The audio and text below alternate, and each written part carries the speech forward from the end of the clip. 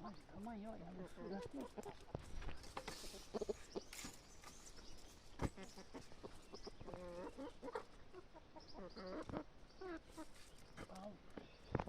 Você terminou? Aí,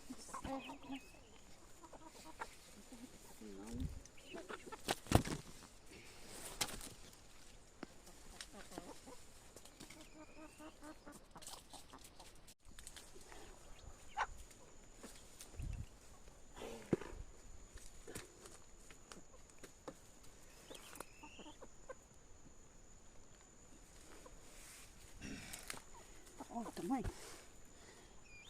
Olha. O tamanho dessa batata.